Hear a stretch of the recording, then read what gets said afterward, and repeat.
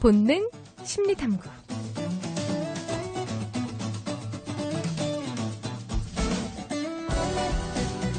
우리 본능을 알면 우리의 삶의 모습도 바뀔 수 있다. 본능 심리탐구입니다. 감정노동연구소 김태흥 소장과 함께합니다. 소장님 어서 오세요. 네, 안녕하세요. 김태흥입니다. 반갑습니다. 잘 오셨습니다. 자, 우리 본능과 자녀 교육과 관련된 이야기들 쭉 이어가고 있습니다.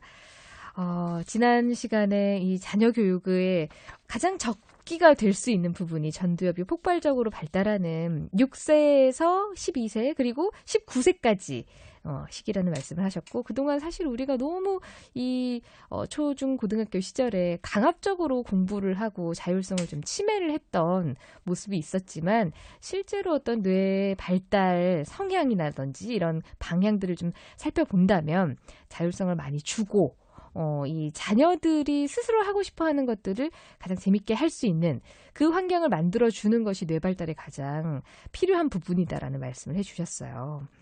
자, 오늘은 그럼 어떤 이야기를 또 더 이어가 볼까요? 오늘은 그 2차 애착기에 문제가 생기면 일어나는 일들, 예를 들면 ADHD, 네, 주의력 집중장애, 행동과잉 증후군이라고 그러죠. 이게 네. 더 나가면 이제 막 반항장애. 반항장애는 뭐 부모나 선생님의 권위를 무시하고 심지어 뭐 부모를 폭행하고 막 이런 반항장애.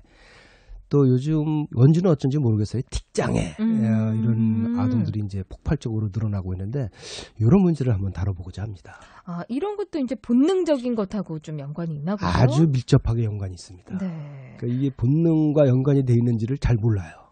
네, 특히 지난 시간에 말씀드린 이 2차 애착기, 이 전두엽이 폭발적으로 성장하는 시기에 문제가 생기면 이제 이게 문제가 되는 거죠. 네. 그런 대표적으로 볼 수 있는 사례가 요즘 이제 언론을 떠들썩하게 한 그 대한항공 일가 사건. 아, 요즘에 다시 또 논란이 되고 있더라고요. 예, 뭐 사그라들만 하면 이쪽, 사그라들만 하면 저쪽, 뭐 최근에 또 엄마까지, 네. 또 다시 또 그 가족들의 남편, 이혼 사건까지 해서 네. 자녀들에게 하는 이야기들. 뭐. 네. 그런 것들이 이제 뭐 전부들 여러 가지 가십성으로만 제가 보니까 이렇게 나오더라고요, 기사에. 네. 뭐 이 집안에 뭐 유전자가 문제라는 등 뭐 어떻다는 등 뭐 이런 식으로 얘기를 하는데, 이거를 제가 가만히 들여다봤더니 왜 그런 거죠? 지난 시간에 쭉 말씀드린 바로 2차 애착기. 에 문제가 있었던 거예요. 아니, 그 2차 애착기 동안 이런 어떤 대단한 가문의 사람들은 서열적으로도 굉장히 높아 있으니까 어떤 세로토닌의 영향도 많이 받았을 것 같고. 가정 내에서의 서열은 거의 박탈이라고 봐야죠. 그러니까 예를 들면 이런 겁니다. 지금 조현아 씨하고 조현민 씨하고 그 녹음된 소리가 방송에 나온 거 보면 거의 똑같거든요. 네. 거의 그 소리 고함 지르고 막 그 괴성, 그 괴조의 소리가 나오고 막 그 소리를 들은 사람은 저도 그런 소리 딱 듣고 아랫사람으로서 막 그런 걸 당하면은 바로 트라우마 걸릴 정도로 무시무시한 그런 소리인데, 도대체 이 사람들은 어떤 사람들인가? 그리고 갑질로만 이걸 포장을 하거든요. 네. 자기가 높은 자리에 있다고 막 그 아랫사람을 마음대로 하고 막 그 인격적인 무시를 하고 인성이 못돼 먹었다. 뭐 이런 식으로만 하는데, 이 조현민, 조연아 자매 또 그 외에 또 남자 형제도 한 명 있죠. 이 세 명이 자라는 환경을 제가 분석을 해봤더니 바로 성장 환경. 제가 6세부터 19세까지가 전두엽 발달에 아주 결정적인 영향을 미친다고 말씀드렸었는데, 네. 그 시기에 그 어머니 모친인 이명희 씨의 아주 가혹한 학대. 어느 정도였냐면은 그 같이 일하는 가정부들이 정말 저 애기들 불쌍해서 못 보겠다. 네, 그러니까 그 이명희 씨가 그 필리핀 가정부한테 하듯이 그 이상을 했다는 거예요. 아주 심한 욕과 비명과 죽어 나가 죽. 그때 보면 거의 뭐 죽어 막 맞아요. 이런 그 흉내도 못 낼, 막 죽어 이런 거를 그런 필리핀 가정부나 운전 기사한테만 한 게 아니고 자신의 자녀에게도 했던 거군요. 자녀에게도 똑같이 했다는 거죠. 그거를 이 전두엽이 폭발적으로 성장하는 그 전두엽이라는 게 지난번 시간에 말씀드린 바로 공감 능력이 전두엽에 있는 거거든요. 공감이라는 게 다른 사람이 아픔을 내 아픔처럼 느끼는 게 공감이거든요. 그러니까 내가 이런 말 하면 이 사람이 상처받을 거야. 이 사람이 얼마나 아플까. 예, 그리고 이러면 절대 하지 말아야 되는 하지 말. 말아야 되지. 이런 그런 게 공감 능력이거든요. 엄마가 아파하면 그 아픔을 내 아픔처럼 느끼고 이런 게 공감 능력인데 공감 능력이 타고나는 게 50%라면 남녀가 좀 공감 능력이 다르게 타고나요. 사실은 예, 상당히 다르게 타고나는 게 50%라면 나머지 50%는 그 2차 애착기 때 형성이 되는 거거든요. 근데 그때에 바로 그 조현민, 조현아 그 자매들은 엄마의 아주 가혹한 학대로 인해서 심리적 설이 떨어져서 공감과 관계 능력이 체계화의 뇌, 즉 공부하는 뇌는 발달되어 있으나 머리는 좋을 수 있죠. 굉장히 머리는 좋을 수 있으나 다른 사람을 배려하고 이해하고 다른 사람과 관계를 맺는 능력은 없는. 만약에 그 사람들이 재벌가가 아니라면 사회에 적응을 못하는 거죠. 그렇다면은 이명희 씨는 또 왜 그런가? 그러게요. 어머니 이명희 씨는 왜 그런가? 또 제가 또 그걸 또 조사를 해봤죠. 네. 이명희 씨의 부친이 그 박정희 대통령 시절에 교통부 차관이었습니다. 굉장한 집안이었었고 사실은 그 당시에 대한항공과의 콤맥이 이제 그래서 대한항공이 이제 이명희 씨 때문에 이제 컸다라는 말도 있을 정도로 왜냐면 그 당시에 교통부 차관은 어마어마한 자리거든요. 네. 많은 혜택도 줄 수 있는 그런 자리였었는데 그 아버지한테 어마어마하게 학대를 받으면서 자랐다 그래요.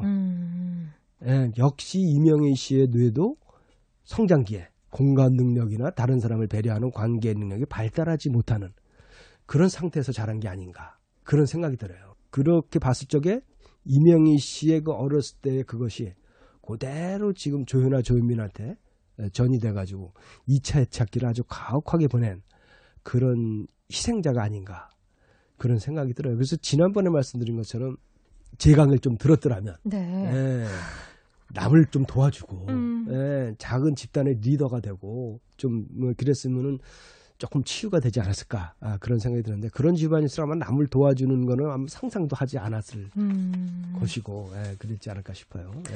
아니 그럼 이 ADH라든지 반항장애 같은 경우도 이런 이 시기에 정서적으로 어떤 뭐 부족함 아니면 뭐 학대까지는 아니더라도 어떤 상처 같은 것들을 받았기 때문에 생길 수가 있는 거라고 보시는 맞습니다. 건가요? 그러니까 ADHD 특장애 반항장애가 굉장히 다른 것 같지만 사실은 이 본능이라는 관점에서 보면 한 연장선에 있어요. 무슨 소리냐?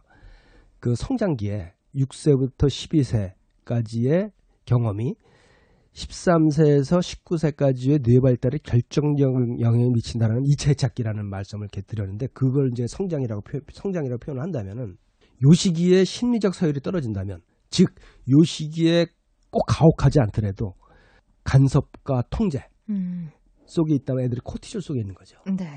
이 코티졸에 오랫동안 노출되면은 바로 뇌가 망가집니다. 전두엽이 망가져요.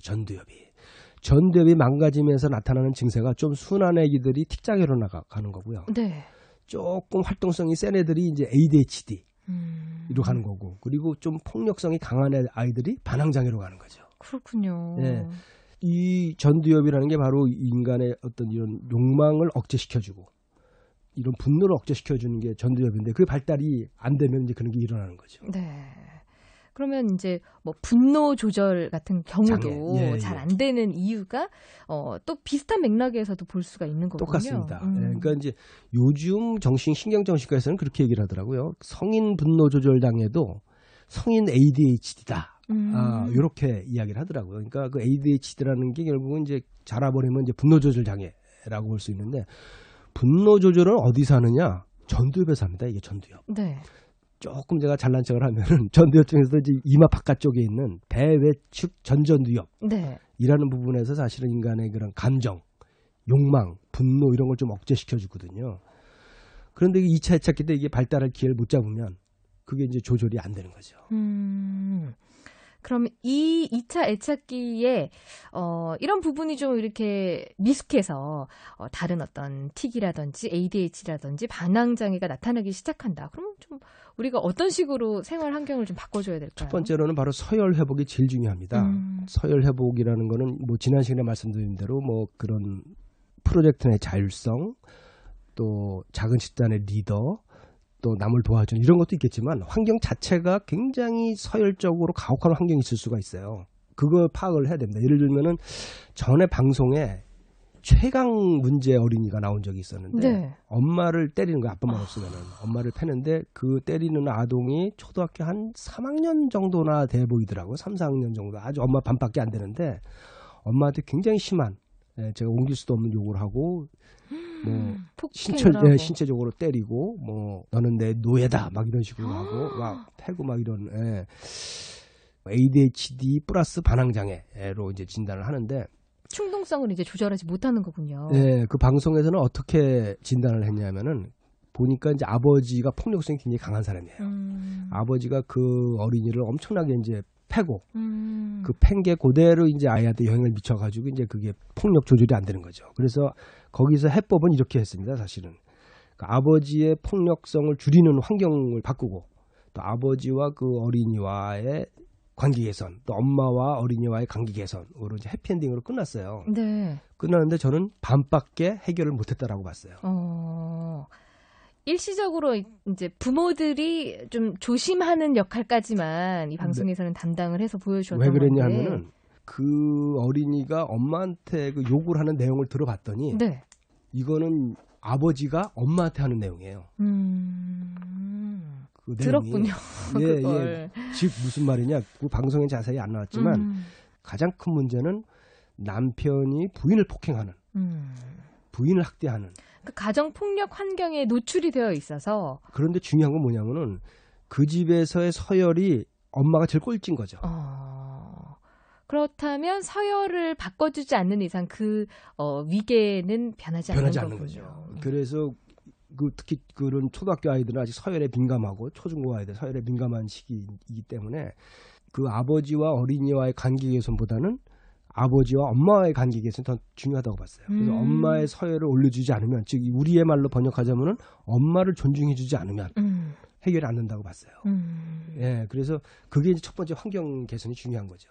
환경 개선이라는 게 이제 그런 것이 있을 수도 있고 또 아니면은 가혹하게 아이들을 막 학원으로 막 수십 개 돌려가지고 뭐 아이들의 자율적인 시간이 하나도 없이 막 학원에 몇 개 돌린달지 뭐 이런 것도 아이들 ADHD나 또는 틱장애나 반항장애로 몰아갈 수가 있죠.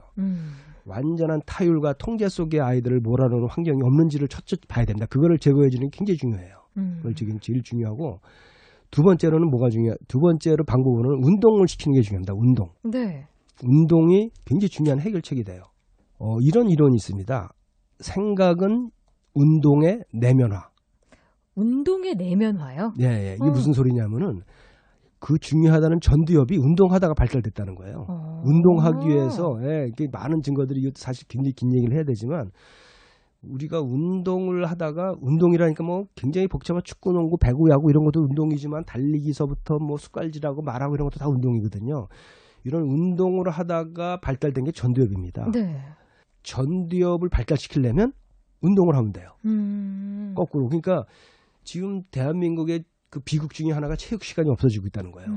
없어요. 고등학교 되면 체육 시간 그 시간에 부모들이 와가지고 자율학습을 이제 시키죠. 공부를 하라 그러는데 그런 많은 실험들이 있어요. 사실은 그 수험기 학생들을 오히려 하루에 1시간씩 꾸준히 공부를 시켰을 때 성적이 훨씬 높게 올라가는. 그게 왜 그러냐면은 이 운동이 전두엽을 발달시키기 때문에 이 전두엽을 세로토닌 상태로 만들어요. 그래서 ADHD의 아이들 같은 경우에는 물론 첫 번째가 환경 개선, 그 서열 회복, 환경 개선이 중요하고 틱장애도 그렇고요. 두 번째가 운동시키는 게 굉장히 중요합니다. 그래서 ADHD 아이들 같은 경우는 축구, 농구, 배구, 야구 이런 게 중요한데 틱장애는 좀 달라요. 틱장애는 순한 애기들이 글루하거든요. 네. 틱장애는 음성틱과 행동틱이 있어요. 음성틱이라는 거는 이제 자기가 말을 막 욕을 하고 그러는데 그걸 자기가 제어를 못하는 거예요. 네. 왜 제어를 못하느냐? 전두엽에서 그 말하는 기능 제어가 이게 끊어진 거예요, 이게. 전두엽에서 멈출 수가 없는 거군요. 그렇죠. 예, 그러니까 전두엽을 발달시켜야 되는데 운동이 필요한데 축구, 농구, 배구, 야구는 좀 강한 운동이기 때문에 틱장애 같은 거를 더 이렇게 증세를 심화시킬 수가 있어요. 그래서 틱장애 아동 같은 경우는 개인 운동, 혼자 하는 운동, 체조 이런 게 좋고 그 운동에 취미가 없으면 댄스, 수영 그런 것도 취미가 없다 그러면 노래도 좋아요. 노래. 예, 노래라는 거는 말한다는 게 굉장한 운동이거든요. 우리가 가만 보시면 혓바닥으로 움직이고 목구멍으로 움직이고 이 입술을 움직이고 이렇게 발음을 해보시면은 어떤 우리 몸을 움직이는 그 어떤 것보다도 초정밀 운동이거든요, 사실은. 네. 예, 거기다가 음정까지 맞춘다는 건 성대 운동이고 그래서 노래를 하는 것도 굉장히 큰 운동이고 악기. 직장의 아동의 경우에는 강한 운동을 시키면 역효과가 나고요. 예, 강한 운동보다는 그런 개인 운동이나 뭐 댄스나 뭐 악기나 이런 게 굉장히 효과가 좋습니다. 노래, 그렇군요. 합창단 이런 거 예, 굉장히 효과가 좋습니다.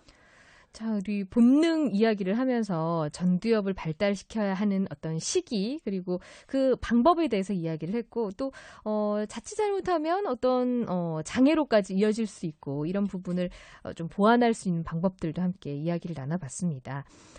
뭐 진화 심리학적 관점이고 또 다른 어떤 여러 가지 의학적인 분석들도 있겠지만 어쨌든 우리가 생활에서 자녀들을 좀 더 이해를 하고 그 방향들을 조금 더 좋은 곳으로 이끌어주기 위해서는 조금씩 이런 본능을 이해하고 이걸 좀 더 확장시켜서 우리가 주도적으로 이렇게 이끌 수 있는 그런 것들을 좀 찾아볼 수 있는 비법 같은 걸 듣는 시간이었던 것 같고요. 지금까지 본능 심리탐구 감정노동연구소 김태흥 소장과 함께 이야기 나눠봤습니다. 다음 시간에 또 뵐게요. 소장님 감사합니다. 네, 감사합니다.